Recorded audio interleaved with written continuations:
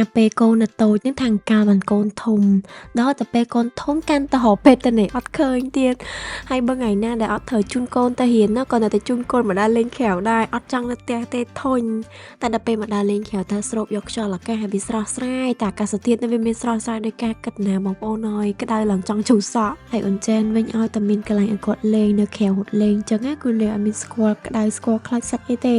តែបើម៉ែនេះកុំថាឡើយសក់ចង់ឈូសមុខក៏ចង់ជួមដែរតែមិនក៏បានដែរឲ្យតែថាកូនសប្បាយចិត្តតែយ៉ាងណាក៏អត់ភ្លេចរឿង take care គាត់ដែរអាដែលវែងមានមុខមានអីការពារគាត់ចឹងទៅហើយតងំតែបានចេញទៅណាម្ដងគឺសកួរគ្រប់យ៉ាងហើយសំណាងណាដែលថ្ងៃនេះគឺយកចំហួយសបុកតិចកម្មមកតាមទុកឲ្យគាត់ញ៉ាំតិចពួកដឹងថាតលេងច្រើនគឺឃ្លានហើយណាមួយទៀតក្តៅផងហើយមានបានដកយកមកតិចតួចអីគឺរៀបចេញពីផ្ទះមកឆក់មកកាបូបវងឈុតធំនឹងយកមកទាំងអស់ហ្មងព្រោះមិនយកឲ្យកូនញ៉ាំតែឯងណាទុកញ៉ាំទាំងអស់គ្នាហ្នឹងណាមានឲ្យតែនៅចិត្តប្តីស្អីក៏ធ្វើកើតដែរតុនឆ្អឹងតែបើប្តីមិននៅវិញក៏មកបេលីតែឯងចំហួយនេះញ៉ាំទៅល្អខ្លាំងណាស់ជាប្រភេទចំហួយសុខភាពចំហួយ NSN គឺធ្វើពីសបុកតិចកម្មពី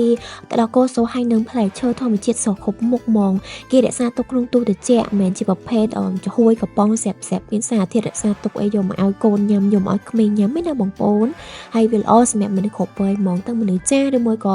ពិសេសក្មេងៗដែលហឺចំណីញ៉ាំទៅគឺល្អខ្លាំងសម្រាប់សុខភាពរបស់គាត់បានទាំងប៉ូវសុខភាពហើយបានទាំងវីតាមីនចិញ្ចឹមនិងបំពេញសុខភាពគាត់កាន់តែសុវត្ថិភាពទៀតតែដោយសារតែវាសត្វធ្វើពីរបស់សអត់មានសារធាតុរក្សាទុកចឹងណាហើយរក្សាទុកនៅកន្លែងត្រជាក់ជាចាំបាច់កន្លែងត្រជាក់ហ្នឹងទៅតែត្រជាក់ដល់ដែរប៉ុន្តែអត់មានអីពិបាកទេបើសិនជាយើងកប់ក្នុងតកអញ្ចឹងណាគឺទុកបានរហូតដល់10ថ្ងៃតែបើសិនជាយើងទុកក្នុងទូតកផ្នែកត្រជាក់ធម្មតាអីគឺទុកបានម៉ាត់ទៅហើយមួយម៉ាត់ណាញ៉ាំទៅសិតតែជីវជាតិគ្រប់មុខហ្មងបើនិយាយពីរសជាតិវិញផ្អែមឡំឡងអត់ផ្អែមខ្លាំងទេបងប្អូនព្រោះដោយសារផ្អែមលក្ខណៈរបៀបពីផ្លែឈើទៅដល់គោអីអញ្ចឹងញ៉ាំច្រើនក៏អត់តលន់ដែរប៉ុន្តែទុនឆ្ងាញ់ឈ្ងុយហើយត្រជាក់ឲ្យលាពេញមាត់ហ្មងហើយមានរហូតដល់12រសជាតិទៅមានផាសិនសកានៀការ៉ុតកលុងស្វាយអឡឹកតែបៃតងផ្លែបឺរសជាតិពងមួនផ្លែមៀនតលុងជ្វាមើមយ៉េលងលឹកដល់ក្រមសិតតែសបុកតិចកម្មនៅខាងក្រមបងប្អូនញ៉ាំទៅបានទាំងចំហួយបានទាំងផ្លែឈើបានទាំងសបុកតិចកម្មពីណានិយាយថាឲ្យតែម្ហូបសុខភាពអាហារសុខភាពញ៉ាំអត់ឆ្ងាញ់យើងអីផ្សេងខ្ញុំអត់ដឹងទេ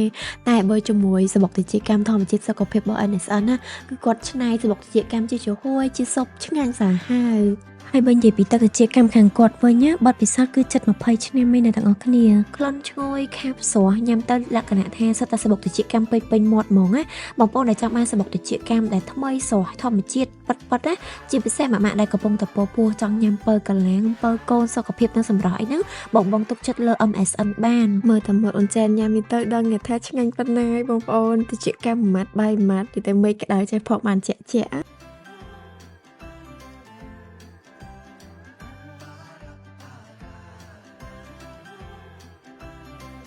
អរគុណអ្នកទាំងអស់គ្នាសម្រាប់ការតាមដានវីដេអូនេះហើយបើអ្នកទាំងអស់គ្នាចូលចិត្តជាមួយនឹងវីដេអូរបស់ម៉ាមីនិងអូនចានកុំភ្លេចធ្វើការ share វីដេអូនេះក៏ដូចជា like page ឬមួយក៏ subscribe ដើម្បីទទួលបាននូវវីដេអូក្រោយទៀតអរគុណ